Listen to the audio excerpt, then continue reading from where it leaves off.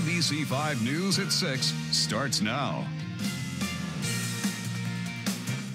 The Oregon Supreme Court has issued a ruling on Measure 113, dealing a major blow to Oregon Senate Republicans.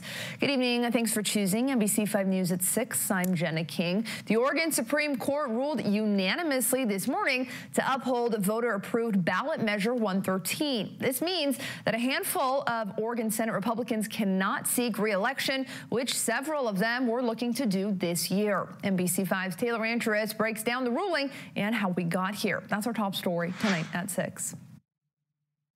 With the start of the short 2024 legislative session only days away, Oregon Supreme Court ruling on Measure 113 has determined 10 Republican state senators will not be eligible for re-election at the end of their terms. We wholeheartedly disagree with their assessment, but recognize their authority to make that call. Voters in 34 of the 36 Oregon counties approved Measure 113 back in 2022 after lengthy walkouts 3 years in a row slowed the legislative work in Salem. The measure disqualifies elected officials from holding office in the next term if they have more than 10 unexcused absences in a single legislative session. 9 Republican and 1 independent senator hit that limit by the end of last year's legislative session.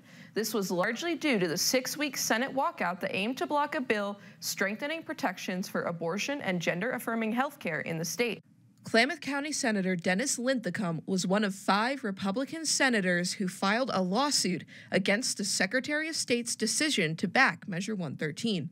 The suit claimed the language of the measure was unclear and they should be allowed to run for the next term, and argued it was the term after that where 113 would kick in.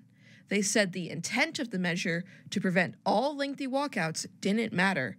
SEIU board member Andrea Kennedy Smith, one of the people who spearheaded the measure, disagrees and says 113 is clear. We believe that the language is strong, and we do not believe it needs to be changed. Senator Art Robinson, who represents Josephine County, announced last year that his son also filed for the district after his own application to run for re-election was rejected by the Secretary of State due to 113.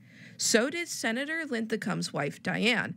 Kennedy Smith says she hopes that Oregon won't see any more walkouts. We have, community members stepping up to run for these positions. And so hopefully this will not hinder, the legislature's ability to move things forward. Senate Minority Leader Tim Knopp, who now himself can't seek re-election, said Thursday that this upcoming session will be different. Obviously, we still have the opportunity to pause the session if we need to for any reason. There is not a lot of reason for our members to show up for the session. In Medford, Taylor Antris, NBC5 News. Senator Art Robinson didn't return an email seeking comment on today's ruling. Senator Dennis Linthicum did and spoke to us late this afternoon over Zoom. He says there are many ways that Oregon could have cut down on walkouts without penalizing individuals. If the Supreme Court or the legislature wanted to reduce the quorum issue, they could have just made a quorum a simple majority. What we see is a judicial tragedy that doesn't bode well for common sense, free speech, or justice in Oregon. Again, the 5-week short session starts on Monday. The deadline to file to run for the legislature in the May primary is in March.